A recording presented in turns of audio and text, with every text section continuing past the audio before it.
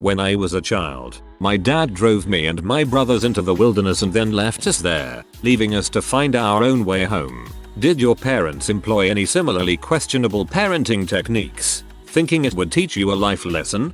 I was having trouble with a bully when I was in JH. I talked to my father about it, an Irishman. He said just fight back, to which I replied he's always surrounded by his friends. My father went on to inform me I'm sure he doesn't pee with his friends. Just follow him into the bathroom and while he is pee just bash his head in with a 2x4 or something and then don't stop hitting him until he can't remember how to speak. Good advice from dear old dad.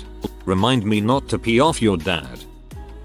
My dad used to intentionally trip me to teach me balance. He would hang on to my hand and trip me. He would always make sure my face didn't hit the ground. I did eventually learn some balance though. Mine just sent me to ballet class, accomplished the same purpose, and was less painful, until point was involved. Also, pink leotards. I'm going to preface this with, my dad is freaking awesome. It was 1989 and I desperately wanted to learn to ride my bike without training wheels. My father worked 3 jobs and we rarely spent time together. My mother was and still is useless when it comes to teaching anything. Her advice: so, do it. You'll fall enough and either get sick of it or figure out how not to fall. So I took her advice and tried. I fell so much my elbows, shins and knees were a bloody mess of road rash. My dad came home and saw my battle injuries and had me tell him what happened. I tearfully told him I was never going to learn it and how I wished he could teach me instead of going to work. Next morning, dad woke me up bright and early. My dad was always at work long before I woke up, so seeing him standing over my bed felt like a dream. He made me my favorite breakfast, French toast and bacon, and said we were going to figure out how to get me to ride that bike. We drove to the high school parking lot and he pulled my bike out of the back of the station wagon. He sat me on it and taught me how to balance myself. Once I mastered sitting correctly, he took the training wheels off and he held onto me as I wobbled and struggled to keep myself upright. After a half hour of trying, he got an idea. He attached a bungee cord to the back of the car and to my bike. I loved tow trucks as a kid and he said we were going to play tow truck. I sat on the bike and he slowly drove the car, towing me behind him. That's how I learned to ride a bike. My father tied a bungee cord to my bike and his car and pulled me around a parking lot. Didn't fall once. Years later he and I were talking about it and he said, that was so dang dangerous. You could have been killed or injured. But you didn't fall once and it was a load of fun, wasn't it? Even without the preface, I would agree your dad is awesome. When I was about 6, my father just picked me up and tossed me into the deep end of the diving pool and told me to tread water for over 20 minutes. I've never had problems swimming, so I suppose this was his way of preparing me for when other people throw me into open water unannounced with no life jacket. I was at a birthday party when I was 6 or 7. I think her dad got sick of having a dozen little girls screaming in his house, so he packed us into the back of his pickup and drove a ways off and told us to find our way back to the birthday girl's house. This was in the ghetto. I didn't think it was so bad at the time, but I'm sure my parents would have been pee if they knew. My dad once made me sit down for like a solid half hour and try to squeeze various fruits with my hands until they burst. Then he informed me that I could now take out any rapist. And all went fairly smoothly until he whipped out the pineapple.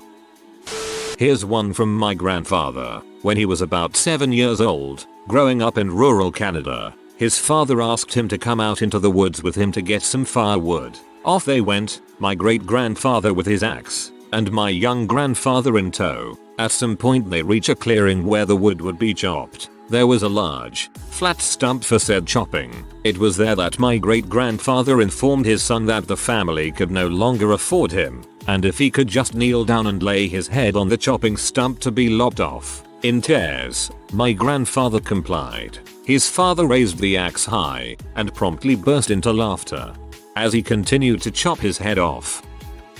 When I was around 1 or 2, I apparently had a habit of biting my older sister whenever she came near me to play, to teach me how it felt. The next time I did it, my mother grabbed my arm and bit me the same way I had my sister. I cried for 10 minutes, then never did it again. TLDR, my mom used pack leader dominance to teach me a lesson.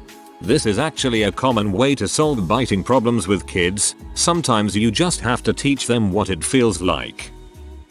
Another story, but this is my husband's family. My father-in-law is a veterinarian. His kids usually ended up at the vet hospital getting stitched up or mended after accidents. My sister-in-law was a classic middle child who wanted attention constantly. She desperately wanted a leg cast so she could hobble around on crutches, get kids to sign her cast and bask in the sympathy. In order to realize her dream, she repeatedly flung herself downstairs. One day after another dramatic fling, she was hobbling and crying. My father-in-law took her to the vet hospital for an x-ray. He proclaimed her ankle broken and set about fixing it up. He used black fiberglass wrapping on the cast to make sure kids couldn't sign it. He put a hard heel on the bottom of it, making it a walking cast so she didn't need crutches. He told her she had to stay in the cast for 8 weeks, ensuring she would be in her cast throughout the winter months when she ordinarily would go ice skating on the pond near their house. She didn't find out until Thanksgiving of 2002, over 20 years later, that she had never broken her ankle at all. He set her up in a cast just to teach her a lesson. I had the good fortune of being at the table, having married her brother a year earlier. When she learned of her father's deceit, she admitted that she never again tried to fling herself down the stairs after that cast came off.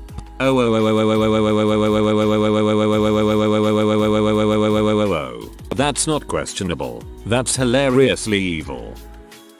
One time when we were in grade school, my mom left my sister and I at a shopping center about 4 miles from our house. On the ride home from school, my sister would not stop changing the radio station, and I guess it was pee my mom off, but she didn't say anything. She stopped at a grocery store and asked us to run in and grab something while she waited in the car. We got out, got what she wanted, and when we returned to where the car should have been, she was gone. We looked around the parking lot for about half an hour, and then when it started getting dark we began walking home. When we got home she said something along the lines of, "Well, that will teach you not to mess with my radio or something. WTF mom." Whoa, straight to DEFCON1. Around age 11 I was once on a camping trip with my pops and a few family friends. When it was time to pack up in the morning, I was too busy lazy playing around in the forest to pack any of my stuff up into my bag before we hiked back out, so my dad packed it up for me. After a while it was time to hike back out, so I put on my pack and we started hiking. After a good 10 feet my pack felt so much heavier than it did on the hike-in. After a good quarter mile I was complaining like nobody's business. Half a mile up the trail I threw off my pack to see why it was so dang heavy. It turns out my dad replaced all my clothes and gear with small boulders. While putting my stuff in his bag, he promptly asked me if I was going to start packing my own bag up when we went on our next camping trip. The more I think about it, the more I believe this is more of an awesome parenting technique than a questionable one. TLDR. My dad put small boulders in my backpack on a hiking trip. I believe small boulders are just called rocks. When I was about 8, my stepdad blindfolded me while I was asleep and then proceeded to set off the fire alarms. I awoke terrified, thinking my house was on fire, and he was screaming at me from the other room to save my little sister. She was only 3, and she was so upset that along with screaming and crying, she was refusing to budge. In my 8-year-old mind, I had to get her down the stairs to save her from the fire. I was small for my age and she was a very chubby child, but I picked her up and struggled to get her down the stairs. Except I tripped over a pile of clothes and we both fell about halfway down. After picking myself up off the floor, my blindfold had started to come off. I pulled it off to see my stepdad trying to calm my sister down and glaring at me. I ended up getting in trouble for injuring my sister. Apparently, he was trying to teach me how to react in a disaster scenario and I failed. Also, he recorded the entire incident with his video camera. It is his favorite thing to show my new boyfriends. What the actual frick? On one long drive from Vancouver, BC, to Winnipeg, MB, my sister and I, both under 10 at this point, were in the backseat of my dad's car, fighting over a dinky electric keyboard. She was older so she got everything she wanted, but I had been taking a few years of piano lessons so I wanted to actually play it properly. The shrieking and I'd make her give it back got to be too much. I guess, because my dad pulled the car over somewhere in the middle of the Rocky Mountains along the highway, kicked us both out of the car, and drove off. My sister and I stopped, looked at each other, and started walking. Logging trucks were zooming by at frighteningly high speeds a couple meters from us, and anyone could have stopped and picked us up at any point. But my dad took about 20 minutes doing whatever before he reappeared and told us to get back in the car. We shut up for the rest of the day and probably the rest of the trip. My mom didn't hear about this story for the next 12-14 years, but when she did, she just about killed my dad. I don't know why it didn't occur to us to tell her, but just the thought of us being potentially kidnapped by some wacko on Highway 1 made her absolutely furious. Over a decade later. Thanks, Dad. Car trips. 1. If we would fight, Dad would pull over and tell us to get out of the car to fight. 2. If we were just misbehaving, Dad would pull over, tell us he would meet us down the road in 9-10 minutes. He would drive down the road. He says it would tire us out, and he could always see us in the rear view. The really fricked up part of this is that a lot of this did not happen in the US or Europe, but some of this happened in Africa. When I was around 8 or 9 years old, my father called me over to his wheelchair, multiple sclerosis, and said, "I want to see how strong you are. Make your hand into a fist and hold it in front of your face. I'm going to try to pull it away. You've got to try and keep it in the same place." So I figure, frick yeah, I'm going to show my dad how strong I am. I hold it pretty dang near right in front of my face for about 40 seconds before he lets go, and I punch myself in the face so hard I end up on the floor, crying. He picks me up, laughing uncontrollably, and says, "Let that be a lesson. Trust no one, not even me." I love that man more than I'll ever be able to express. Same thing happened to my friend as a kid. He was told by his dad, "Hey, Brad, climb this ladder, then jump, and I'll catch you." Brad climbed the ladder, jumped, but his dad moved his arms away and let him hit the pavement. He then said, "Let that be a lesson to you. Don't trust anyone." My friend has back problems now.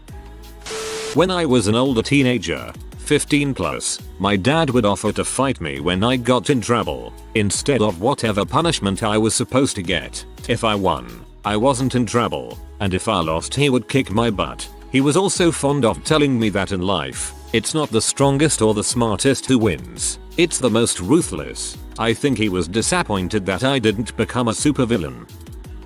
Okay, now, I'm going to need you to drive off the side of the road. Just a little. Don't crash, but maintain speed and drive off the road. My dad teaching me what to do if I fall asleep at the wheel. He fell asleep and flipped over a bridge when I was really little, so he liked to make sure I was ultra prepared. Won't even turn on the car unless everyone is buckled up. As such, even if I'm only 5 minutes from home, if I feel sleepy I will find the closest safe spot and take a nap.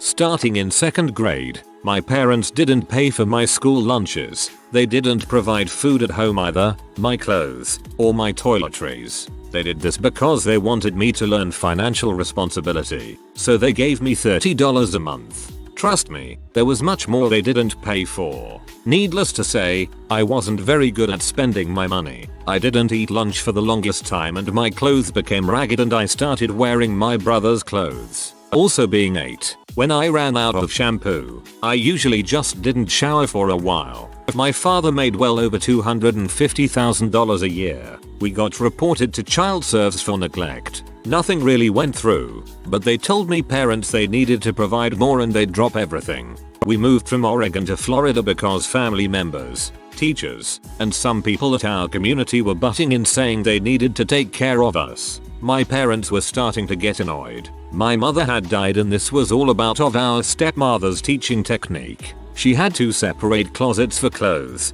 They both drove Mercedes and they refused to help with the basic necessities. It was a little ridiculous how much of my dad's money she spent. Not exactly relevant, but she eventually ran my dad into near bankruptcy. Oddly enough, I did turn out pretty alright. Ever since I was 17, I've been paying for all my personal expenses including tuition and living on my own. It's very hard, but at the same time, I'm very proud that I'm completely independent. It's maturity me a lot, but I'm still somewhat bitter. I'd be bitter too. Your stepmom is a classic succubus. When I was 13, my dad turned me loose on Bourbon Street and just said to meet him back at a certain restaurant in 3 hours. My dad thought hitting me would teach me a lesson. Didn't work because when I got bigger than him I beat the crap out of him. I guess he learned a lesson. You asked for questionable parenting techniques. It taught someone a lesson. When I was little, my dad would hold me under the cold shower if I was naughty. Also one day he drove me far away to an orphanage because he said he was going to dump me there. He left me in the car. Went in to ask them if they had space for me. They did not, however, is what he said when he came back, so he was not going to drop me off today. We used to live in Africa when I was about 8 years old. My sister was 11. We were bickering and fighting in the car, enough to drive my mother crazy. She stopped the car and said, "Get out. If you're going to fight, you can walk home." My sister sat down on the side of the road and cried. Me? I started jogging home. I sorta knew where we were, so I was keen to go. Needless to say, my mom quickly got my sister back in the car and pulled up beside me. "Get back in the car. Stop fighting with your sister." I mentioned Africa because it wasn't particularly safe where we were, so my mom definitely couldn't have continued with her bluff. I was 11 when I was told that if I didn't earn $25 to feed myself, I wouldn't be allowed to go to Disneyland with the rest of the family. I was only able to earn $20, so I was made to stay with my stepdad's mother while the rest of the family went to Disneyland without me. The next year my parents kicked me out, put me in foster care, for getting poor grades. I use quotes because not only were they not my parents, my stepdad remarried after my mom passed away, so they were both step-parents, and my bio dad was messed up from Vietnam. But they made it clear that I was lucky to be living with them. The threat of foster care was always hanging over my head. Not exactly the most comforting and nurturing environment. Seems like the majority of the time, they were trying to teach me how to be tough by not comforting me when I was feeling down. Regardless of whether or not my mother had just passed away. Truly some of the most misguided, fricked up parents to ever have the privilege of raising kids. My father did this on his weekends. He would give me a survival knife and drop me off miles away from home. He also used to bet other kids $20 they couldn't beat me up. After he started forcing me to take karate classes. We haven't spoken in 10 years. I remember that my father left my sister and I in the parking lot of Disneyland after dragging us out of the park for bickering who would be closer to Mickey during a photo when we were really young. He's had a really bad tendency of making any sort of trip to any theme park a traumatic memory for me in particular. Another one, but to a lesser degree, involved him having a full-on tantrum in the middle of Six Flags. You can't just not tell us the Six Flags tantrum story. My parents were very sketchy about the doctor. There were many times, stitches, poisoning, etc., that I should have gotten medical attention, but they thought they could fix it at home. If I can't see your bones, I don't want to hear about it. When I was little, for punishment, my dad would lock me in a closet in the basement, remind me of the rats, and then turn off all the lights. It was fricked up. I still remember the spider closet. Thanks mom and dad. My parents never supported anything I ever did or do. Their idea of advice or help was to heap doubt on everything I thought or planned on doing, in the hopes it would make me a thoughtful, cautious person that never made mistakes. Instead, I'm incredibly indecisive and don't have any confidence. Same story here. My mom is extremely critical and doesn't know how to give out praise. In addition to that, result is that I have no motivation and fear new things. Not gonna lie, but it sounds a lot like your parents ditched you and when you randomly came back they called it a life lesson. You see Jimmy, I was trying to teach you the importance of running from bears. When my mom got mad at me, like really angry, she'd tell me to get out of her house. I'd end up walking like 10 miles down the road just so she'd have to come find me. Once she got really mad that I had walked so far and told me that I had to walk back.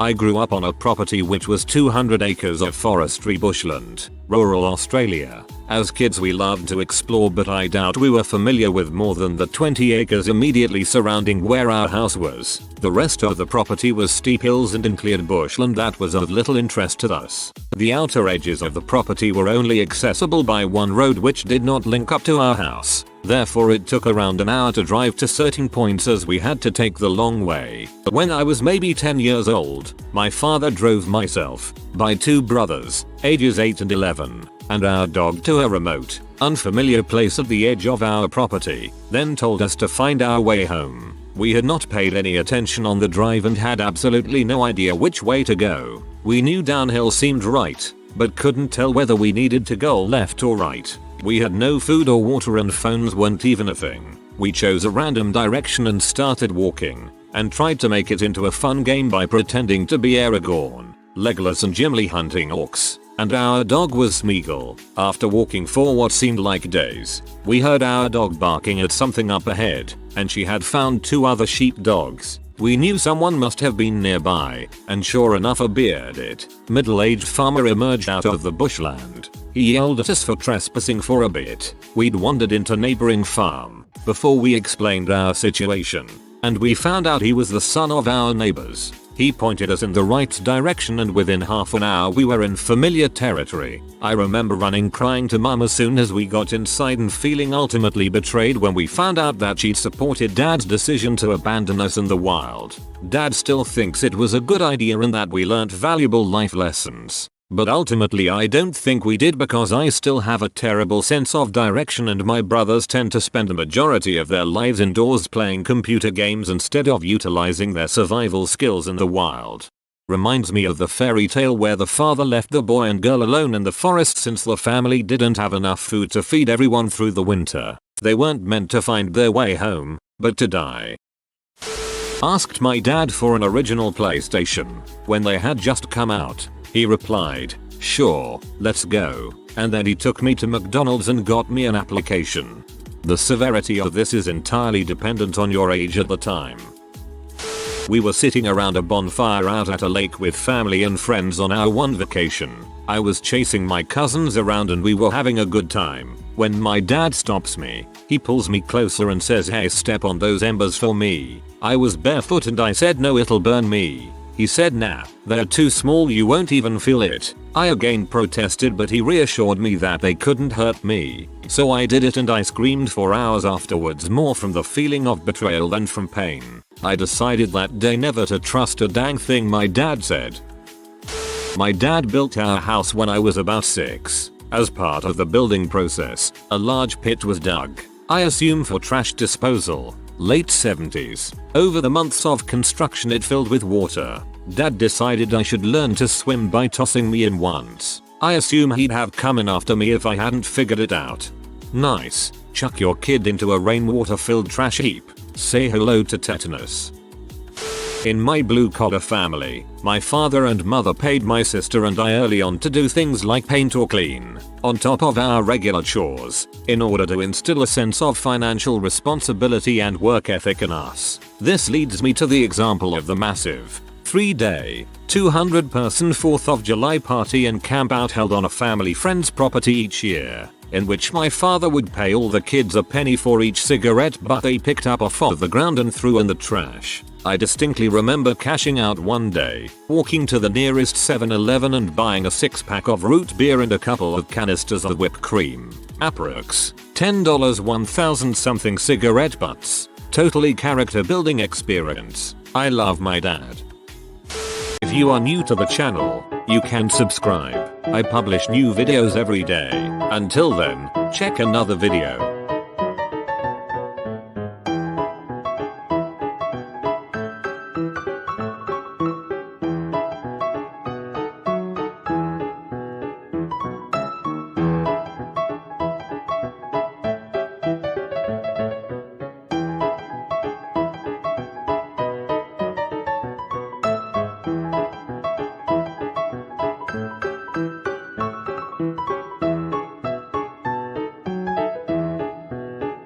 Bye for now.